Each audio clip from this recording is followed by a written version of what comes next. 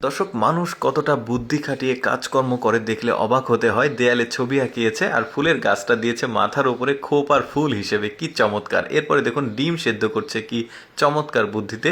Pressure কুকারে city দিয়ে কি দারুণ বুদ্ধি। তারপরে দেখুন এই লোকটা কি চমৎকারভাবে বোতলটাকে ছিদ্র ছিদ্র করেছে, তারপরে প্রতিটা ছিদ্রতে রসুন দিয়েছে। দেখুন একটা সময় ধীরে ধীরে রসুনগুলো বড় হচ্ছে আসে। দেখুন এটা একটা পাহাড়ি অঞ্চল আর এখানে পাহাড়ি মানুষজন কি চমৎকারভাবে মাছ ধরে। এটা একটা জমি, তো এখানে দেখুন এই ট্র্যাপ দিয়ে কত চমৎকারভাবে এই মাছগুলো ধরেছে। শুধু ওইটা না, দেখুন এটাতেও একটা ফসলের জমি। এখানে কি পরিমাণ মাছ পাহাড়ি অঞ্চলে, চিন্তা করে দেখুন। কুলার মতো একটা জিনিস জাস্ট পানির মধ্যে দিচ্ছে আর দেখুন কত চমৎকার মাছ পাচ্ছে।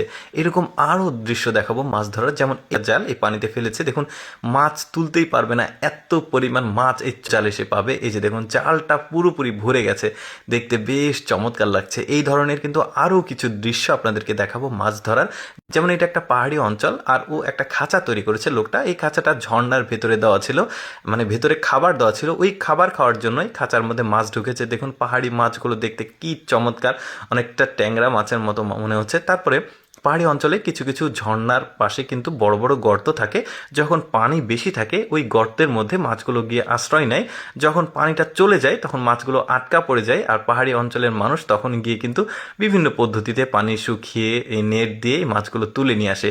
দেখুন কি চমৎকার দৃশ্য, তাই না? সৃষ্টিকর্তা কত চমৎকার চমৎকার আসলে জিনিসগুলো পৃথিবীতে দিয়েছে, নিয়ামতগুলো অনেক সুন্দর। এরপরে দেখুন এদের বুদ্ধি। এখানে বন্যার পানি আসছিল, ওরা লোহার রড দিয়ে এমন একটা প্রসেস করেছে, পানিগুলো নিচ দিয়ে চলে যাচ্ছে আর মাছগুলো উপরে আটকা পড়ছে, আর এরা কিন্তু মাছগুলো ধরে নিচ্ছে। কি বুদ্ধি, চিন্তা করে দেখুন। এই যে লোহার রডগুলো দেখা যাচ্ছে।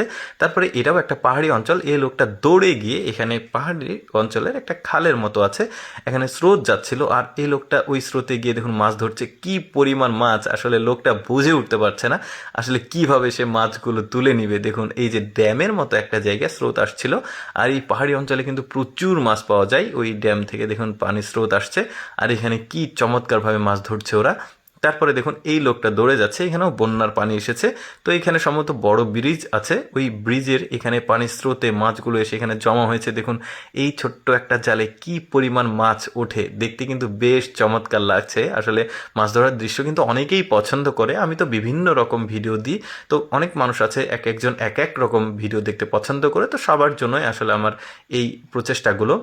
যেমন দেখুন এখানে একটা পাহাড়ি অঞ্চল আর এখানে একটা খালের মতো জায়গা আছে, আর একটা মহিলা একটা জাল দিয়েছে, তার জালে মাছ পরিপূর্ণ হয়ে গেছে। এত পরিমাণ মাছ দেখুন উঠেছে জালে। তো মহিলাটা আসলে হিমশিম খেয়ে যাচ্ছে এই মাছগুলো কুড়াতে। এত পরিমাণ মাছ, দেখতেও কিন্তু বেশ চমৎকার লাগছে। বিভিন্ন রকমের মাছ দেখা যাচ্ছে এখানে, এই যে বেশ